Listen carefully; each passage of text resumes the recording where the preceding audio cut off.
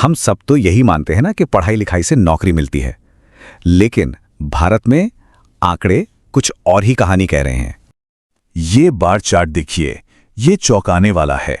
जहां देश में बेरोजगारी का औसत 8% है, वहीं 20 से 24 साल के पढ़े लिखे युवाओं में ये 44.5% है। मतलब पढ़ा लिखा होने पर बेरोजगार होने की संभावना 5 गुना ज्यादा है। ये सिस्टम डिग्रियां तो दे रहा है, पर काबिलियत नहीं। और इस आग में घी डालने का काम करती है कोचिंग इंडस्ट्री। ये लोग वॉल्यूम गेम खेलते हैं।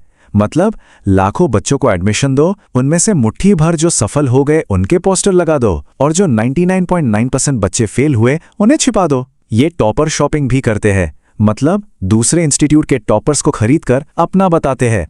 तो इतनी निराशा, इतना डर, इतने झूठे वादे, इस पूरे सिस्टम को देखने के बाद मन में एक ही सवाल उठता है, क्या इस चक्रव्यूह से बाहर निकलने का वाकई कोई और रास्ता है?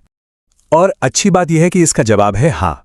अब हम समस्या से समाधान की तरफ बढ़ते हैं, और यह समाधान किसी बड़े डेटा या रिपोर्ट में नहीं, बल्कि एक आम लड़के रोहन की कहानी में छिपा है।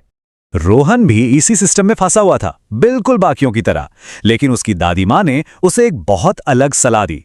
उन्होंने ये नहीं कहा कि 10 घंटे पढ़ो, उन्होंने बस इतना कहा, बेटा रोज बस 30 मिनट जल्दी उठ जाया करो। सुबह उठकर फोन चलाने की जगह जब रोहन ने उस शांति को महसूस किया, तो बस उसी एक छोटे से कदम ने उसे अपनी जिंदगी का कंट्रोल वापस दिला दिया। देखिए, ये सिर्फ एक सलाह नहीं थी, ये एक नई शुरुआत थी। ये हमें छोटी छोटी लेकिन लगातार डाली गई आदतों की ताकत दिखाता है। जैसे बूंद बूंद से घड़ा भरता है, वैसे ही छोटी छोटी अच्छी आदतें मिलकर जिंदगी में बहुत बड़ा बदलाव लाती हैं। इसी को तो कंपाउंड इफेक्ट कहते हैं।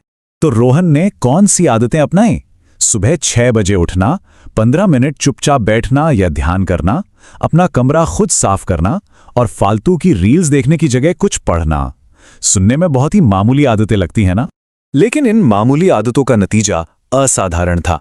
उसका कॉन्फिडेंस बढ़ा, फोन की लत छूटी, उसका फोकस इतना बेहतर हो गया कि बिना टेंशन के उसके ग्रेड सुधर गए। उसने स्कूल का साइंस फेयर भी जीता, और सबसे बड़ी बात, उसकी पहचान ही बदल गई। अब वो सिस्टम का शिकार नहीं था, वो अपनी जिंदगी का मालिक बन गया था। रोहन की कहानी सिर्फ एक कहानी नहीं है, ये एक पूरी की पूरी नई सोच की तरफ इशारा करती है। ये बताती है कि हमें शायद अपने लक्ष्य को ही बदलने की जरूरत है। और ये बात इस पूरी सोच को बहुत खूबसूरती से सामने रखती है। दावों पर मुकाबला मत करो, मुकाबला चरित्र पर करो। असली सफलता किसी एक परीक्षा को पास करने में नहीं, बल्कि एक ऐसा मजबूत कैरेक्टर बनाने में है जो जिंदगी की हर चुनौती का सामना कर सके। तो इस पूरी चर्चा का